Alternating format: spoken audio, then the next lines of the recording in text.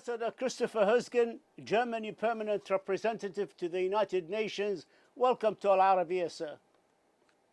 Thank you. Thank you. It's a pleasure to be with you, Talat. Thank you, sir. I would like to start with a question about the Security Councils, the divisions within the Security Council that has for months now thwarted attempts to issue a resolution or to pronounce itself on the issue of the pandemic that is sweeping the world.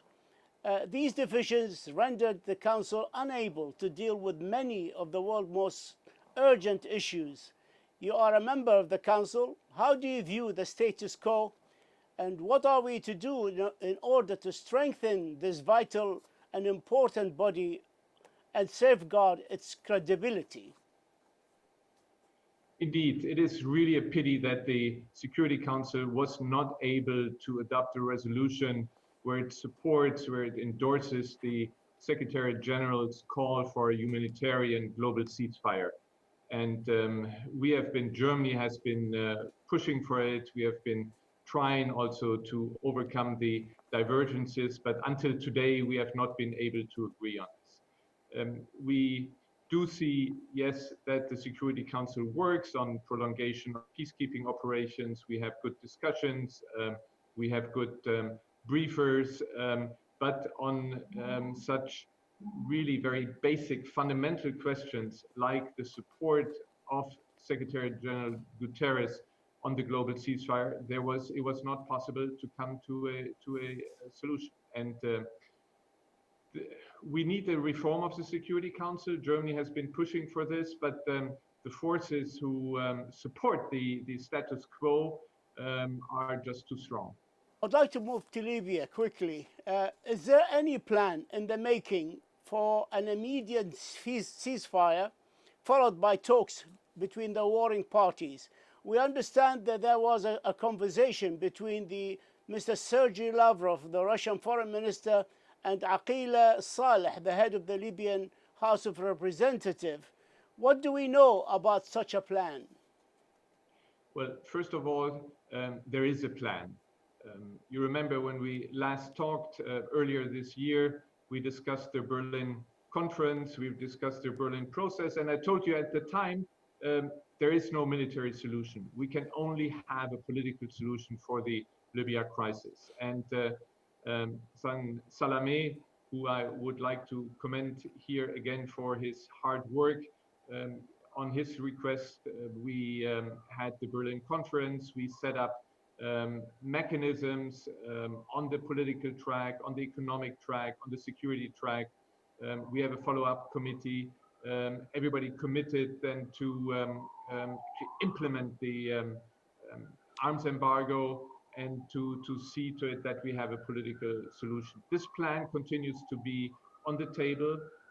There are even some talks, even virtually taking place, and I don't see an alternative to the pursuit of this political process. And if in talks like the one you mentioned now, again, the parties, the different actors, the outside actors also come to the conclusion, yes, we have to work for a political solution, then yes, let's go for it, and we hope it materializes.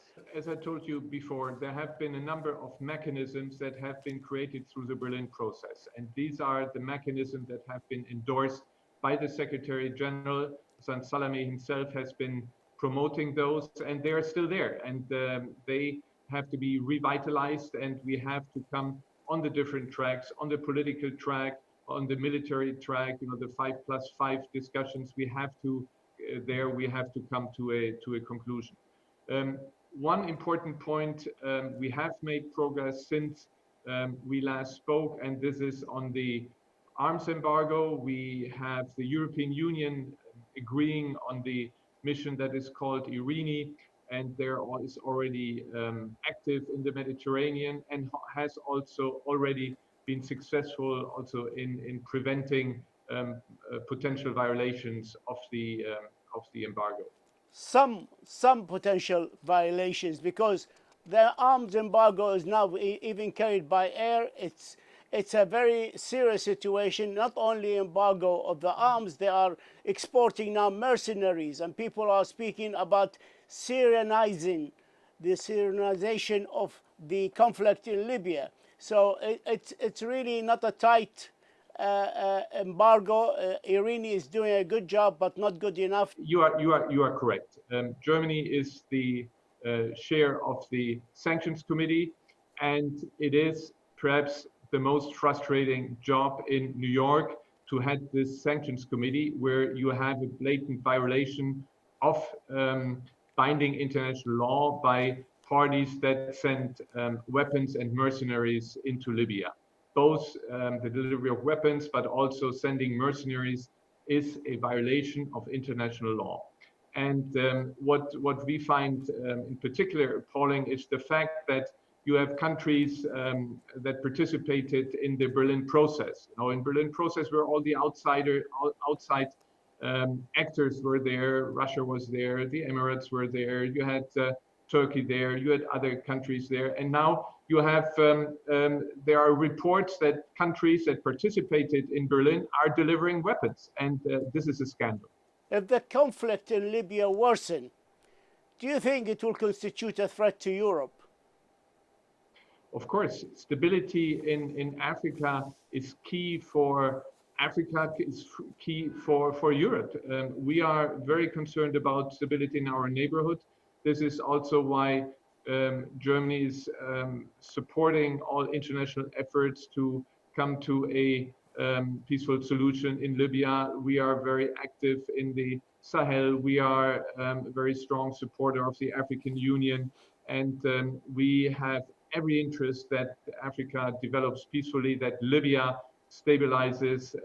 We must not forget about the dire situation of the many refugees that are in Tripoli and under very, very bad circumstances.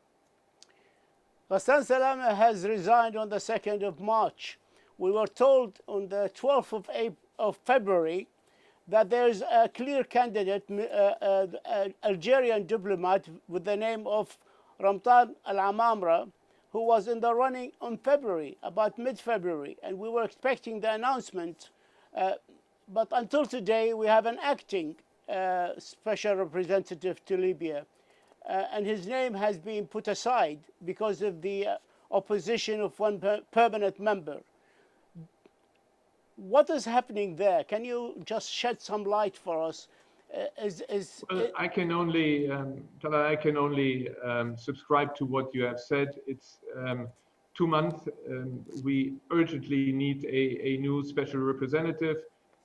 With regard to the nomination, I know that the Secretary General is working around the clock to get an agreement. He has to ask the P5. And here again is a situation where the P5 don't agree. And this is where we now come back to what you asked at the very beginning of our conversation, and that is the functioning of the Security Council. And it is really a pity that, again, this is an issue where the P5 cannot agree on a name. And at this stage, when you see the dynamics on the military front, so to speak, when you see the continuation of the suffering of the people there, then, and if you also accept what I said earlier, that there is only a political solution, it is absolutely urgent that there is a political figure, that we have a strong envoy of the Secretary General to get the parties together to implement the Berlin process and finally come to a political solution. Thank you for your insight, and we hope to see you Always again a pleasure. soon. Thank you, sir. Bye-bye. Bye-bye. Bye.